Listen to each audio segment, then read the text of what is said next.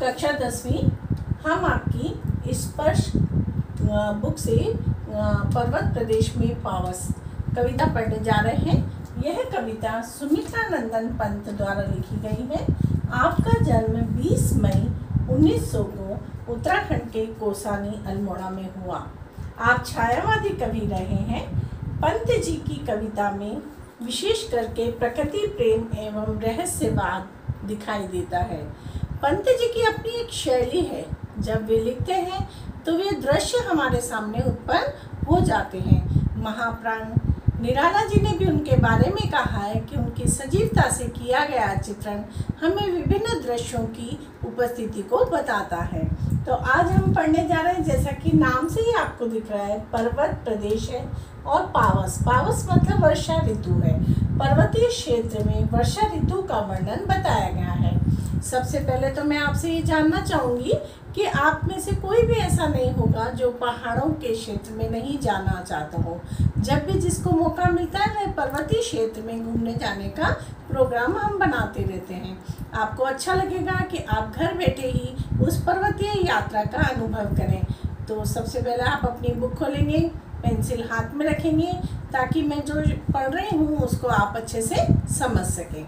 हम एक बार शब्दार्थ पे भी ध्यान देते हैं। पावस वर्षा ऋतु, प्रकृति वेश प्रकृति का रूप, मेखलाकार अर्थात करधनी के आकार का, सहस्त्र हजारों, दृक्सुमन पुष्प रूपी आँखें, अवलोक निहारना देखना, महाकार विशाल आकार, उच्च आकांक्षा मतलब ऊंची महत्वाकांक्षा, अनिमेष अर्थात निरंतर, भूधर पर्वत, पारद के पर अर्थात पारा जो चमकीला सा पदार्थ होता है वो पंख के आकार का, सब है अर्थात डरा हुआ, शाल ये पेड़ हैं जो पर्वतीय स्थानों पर पाए जाते हैं, ताल सरोवर तालाब, जलदयान जल रूप बादल रूपी यान, विचरण करना, इंद्रजाल जादूगरी, रवशेष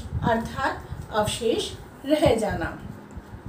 तो अब चलिए हम पर्वतीय यात्रा पे चलते हैं। यहाँ पे कविता में कवि ने पर्वत के रोमांच और प्रकृति के सौंदर्य को दर्शाया है। पावस ऋतु थी, पर्वत प्रदेश, पल पल परिवर्तित प्रकृति वेश। कवि कहते हैं पावस ऋतु है, पर्वतीय प्रदेश है जहाँ पे प्रकृति अपना पल पल रूप परिवर्तित करती है। मेखलाकार पर्वतापार अपने सहस्त्र दृक्सुमन फाड़, अवलोक रहा है बार बार नीचे जल में निज महाकार।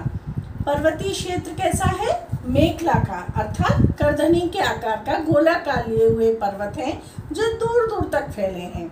उनके ऊपर सहस्त्र हजारों दृक्सुमन अर्थात जो पुष्प हैं वे ऐसे दिखाई दे रहे हैं जैसे उनकी आंखें हों। आंखें जैसे क्यों दिखाई दे रहे हैं? क्योंकि उसके पर्वत के नीचे तल में एक सरोवर है बड़ा सा, जिसमें उसकी परछाई दिखाई दे रही है और वे हजारों पुष्प रूपी आंखें अपना प्रतिबिंब निहार रही हों, जिसके चरणों में पलाताल दर्पण सा फैला है विशाल। यहाँ पे कवि ने एक और उपमा दी है कि जो तालाब है वह दर्पण के समान प्रतीत हो रहा है। दर्पण का एक स्वभाव होता है, उसकी एक विशेषता होती है, उसमें हमारा प्रतिबिंब दिखाई देता है।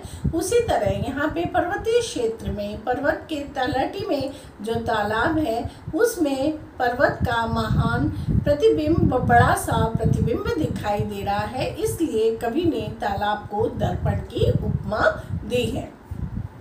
कवि आगे बताते हैं, गिरी का गौरव गाकर झरझर, मद में नस नस उत्तेजित कर, मोती की लड़ियों से सुंदर झरते हैं झाग भरे निर्झर। अर्थात ये जो गिरते हुए झरने हैं वो झरझर बह रहे हैं और हमारी नस नस को उत्तेजित कर रहे हैं, उसे रोमांचित कर रहे हैं।